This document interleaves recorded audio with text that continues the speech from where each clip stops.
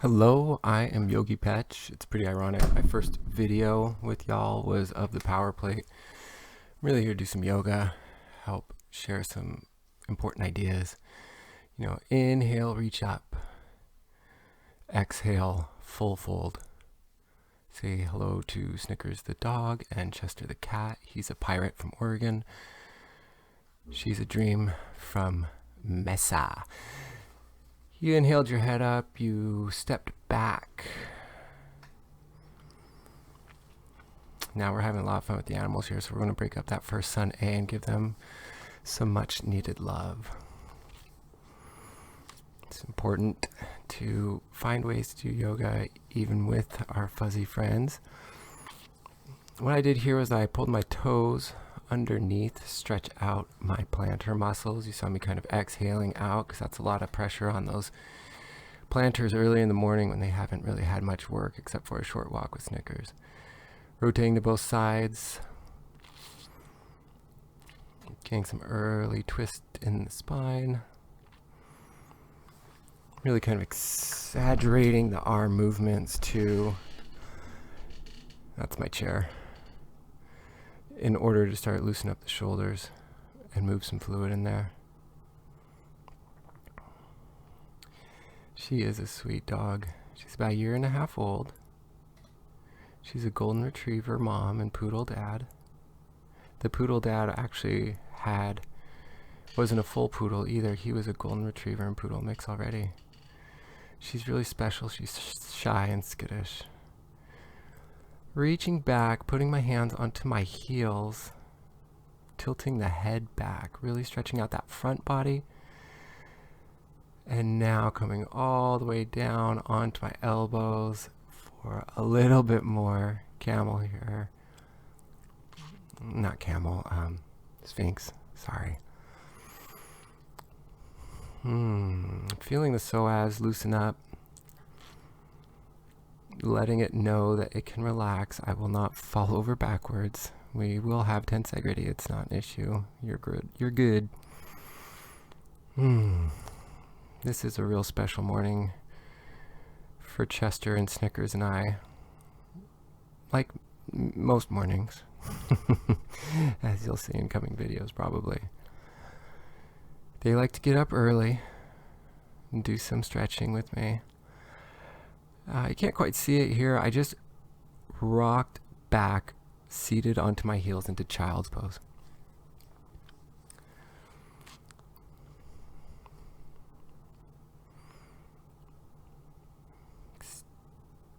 Looks like I'm extending my right leg back. Left leg underneath me. It's hard to tell from straight on. I took this video like a week ago. Yep, that's what I'm doing. I do this as an assisted plank pose. My hand also was really hurting, right where kind of the thumb presses away from the fingertips. So I was trying to stay off my hands early on, knowing that that was going to be an issue as the practice went on for the day. I like to stay away from things that are hurting until the body's achieved an overall level of warmth.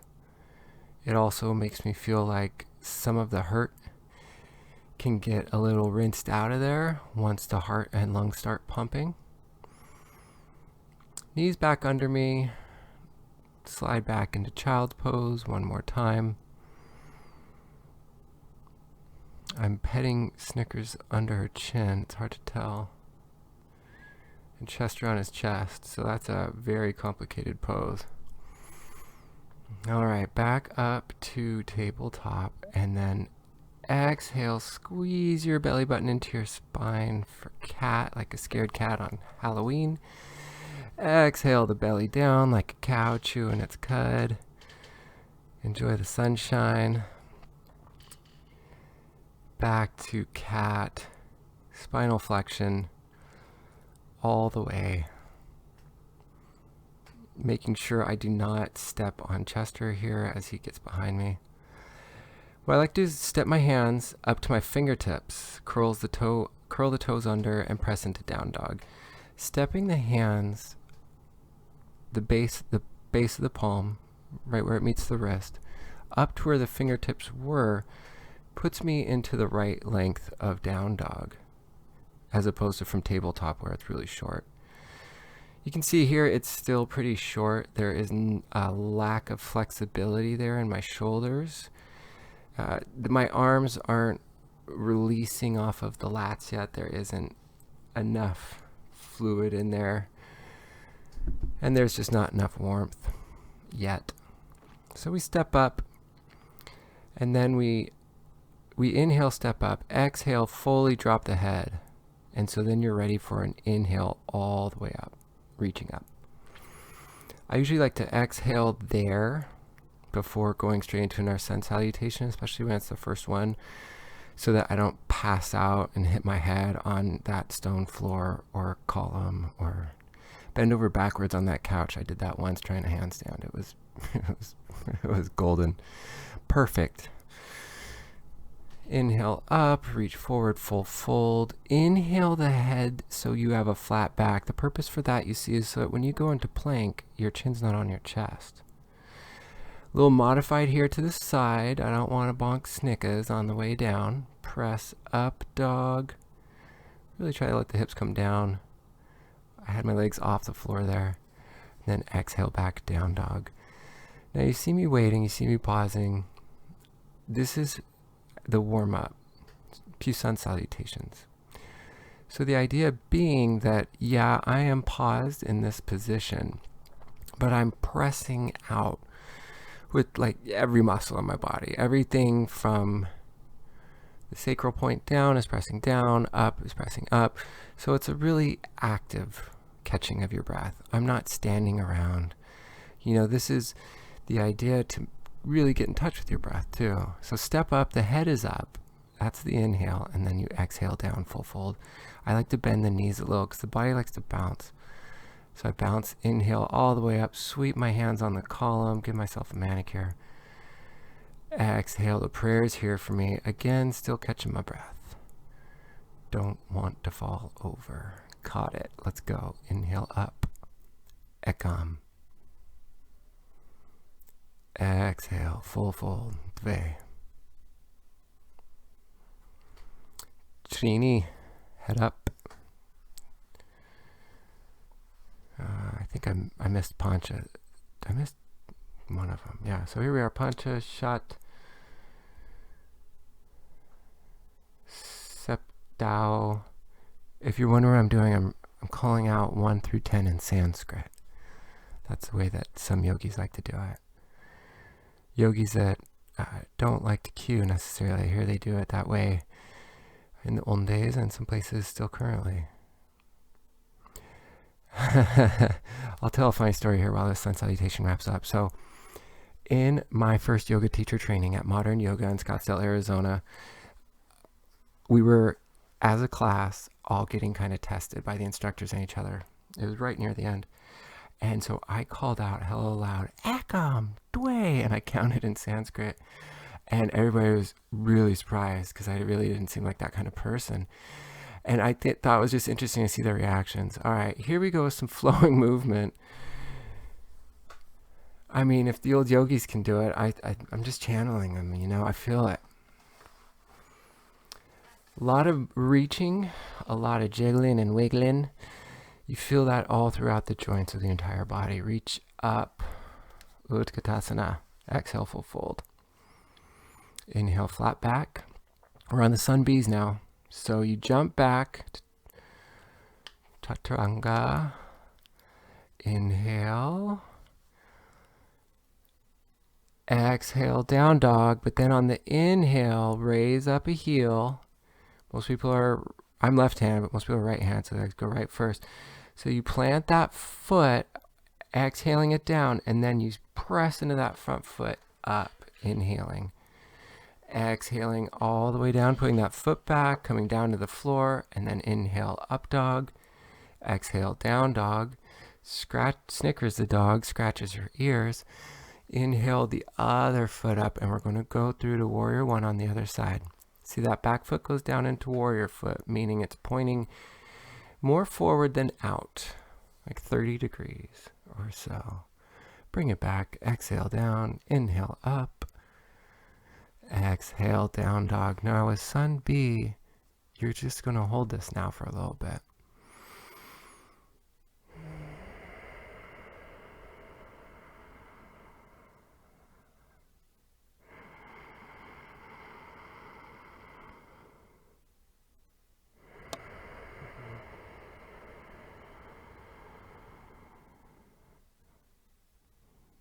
The ocean breath. Ujjayi. Kind of blow with your lips pierced and then blow it out your nose instead, closing your lips, and or go and close your mouth. It's a good way to keep from exhaling too fast after that vigorous movement. Always breathe through your nose. You don't finish up your workout by drinking a shake through your nostrils, so you don't begin your workout by breathing through your mouth. Try to use your nose if you can. It's the perfect filter for your lungs, and it also, with that Ujjayi breath combined, allows you to not breathe too much. I used to get really out of breath when I did yoga because I was huffing and puffing. So I was like hyperventilating. And I don't know if any of you have ever experienced that, but when you hyperventilate, it's hard to get a breath in. And the ones you do, you feel like you can't hold. And that's what I was doing, is because I was really nervous in yoga, and I didn't really know what I was doing before I received training and was able to advance my practice. And I don't know if I was getting too much oxygen and not holding in enough carbon dioxide. I think that's what it is. That's why they have you breathe in a paper bag in the 80s when you used to freak out, was to actually get some carbon dioxide going. But that's why we practice breathing through our nose and utilizing the Ujjayi breath, is in order to help better connect our body with our breath. So here we go. We're doing a warrior series here. I went like a Sun A, but then I went to Sun B, reverse warrior, and then I dropped all the way forward. It looks like that straight leg's trying to front, so I probably straightened that when I went into reverse warrior. It's definitely not a movement kind of going into like a side angle pose. Come back up. Go, yeah, this is where I felt the weird transition that day. I've never really done that transition. I had the day before on accident, and for some reason it's sticking with me. It doesn't work with the breath though, because you have two upward movements back to back, and so it's kind of like breathe in again. Oh, did I do that on the other side? Probably. Bend your knee. I was probably so into talking about breathing through your nose. So there we bend our knee and then open up the hips to the side of the mat. And it's a great way to really feel some lengthening through the front of that leg that's bent. You know, all those muscles from the knee, they touch the hip touches the ribs. Well, yeah, it's kind of like that. But the point being, there's a lot of muscles there that we don't really stretch that much, in forward fold, but that need it. So we're opening up here with a prone position, because I'm going towards the side that warrior foot's posing on. If it were going opposite, then it would be a twist. This is a prone, like an animal with its belly prone. You saw me at the top there, realizing this is a horrible transition. I've got sweaty pits. I love yoga. Snickers took her spot on the jump sport trampoline. We'll probably do a couple videos about that sometime soon too, because that's really a great way for cardio when, for example, the trails are wet and you can't be out there mountain biking or hiking. You can do that inside and really move some lymphatic fluid. But that's for another day, another story. Got the big jump up there. Chester didn't like it. Now we're going to exhale, full fold. Inhale. Don't forget we're in Utkatasana here. Exhale, standing. All right, so now looks like I'm going to go down into some sort of yogi squat here, pressing the knees in on the outsides of the arms. And now that is, I'd call that prone twist, because it's really neither. Great way to keep opening up those side bodies. Boy, that is quite the knuckle there. Sorry about that. Alright, the video's about to end, but I'm going to start recording on the other side. See you soon. Actually, I was wrong. That's it. I hope you enjoy. Come on back now, y'all hear? See ya.